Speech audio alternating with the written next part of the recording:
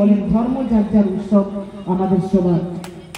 কিছুদিন আগে আমাদের বাঙালির শ্রেষ্ঠ উৎসব দুর্গা উৎসব পালিত হয়েছে। আমরা সকলে মিলে জাতি ধর্ম বর্ণ নির্বিশেষে আমরা সকলে দুর্গা উৎসব পালন করেছি।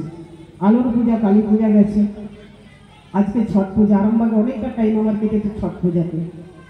নানা ভাষা, নানা মদ, নানা পরিধান, বিবিধের মাঝে দেখো মিলন মহল।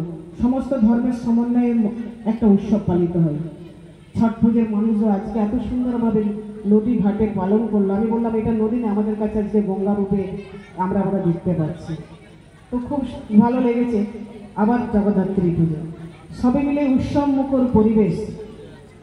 আর যে আমাকে এত কিছু দেওয়া হল এখন বট বৃক্ষ পর্যন্ত, সেই বৃক্ষের ছায়া, বট বৃক্ষের ছায়াতে যেন সকলের শীতল ছায়া সকলের মধ্যে যেন ছড়িয়ে পড়তে পারে। আমি এটুকুই মায়ের কাছে প্রার্থনা করবো, মা যেন সারাটা বছর সকলকে ভালো রাখেন আর সুস্থ রাখেন।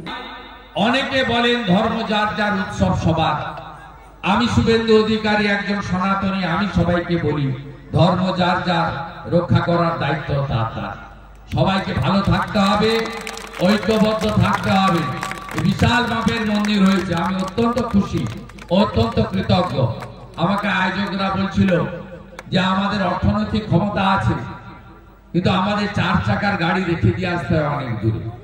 আমি বললাম বিরোধী দলনেতার কাজ আওয়াজ তোলা, নিশ্চয়ই এই গ্রাম থেকে ফিরে গিয়ে বিধানসভার অধিবেশনে সুশান্ত আওয়াজ তুলবে, আমি তাকে সঙ্গ দেব, যাতে আপনাদের এই এলাকায় এই চিরদিন ধরে যে ধরনের অবহেলা আছেন সেখান থেকে আপনারা মুক্তি পান।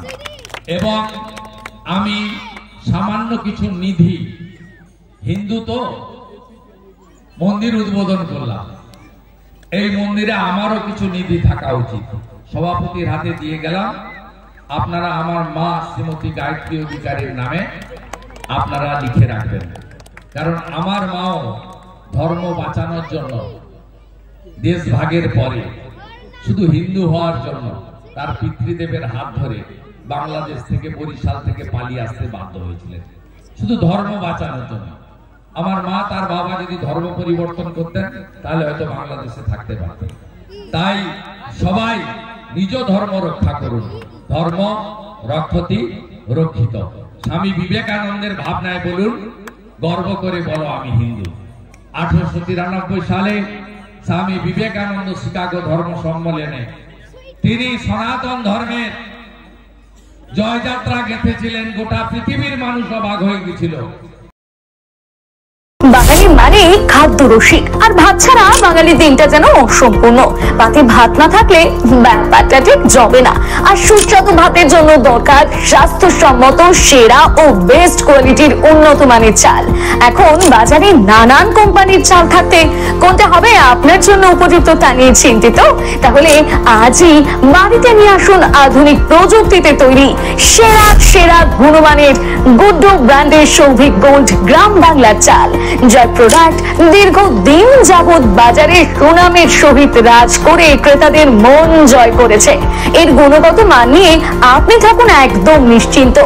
স্বাদে গন্ধে অতুলনীয়, মন মাতানো চাল মানেই গুড্ডুর সৌভিক গোল্ড চাল, যার অন্যত নয় যেন পরমান্ন।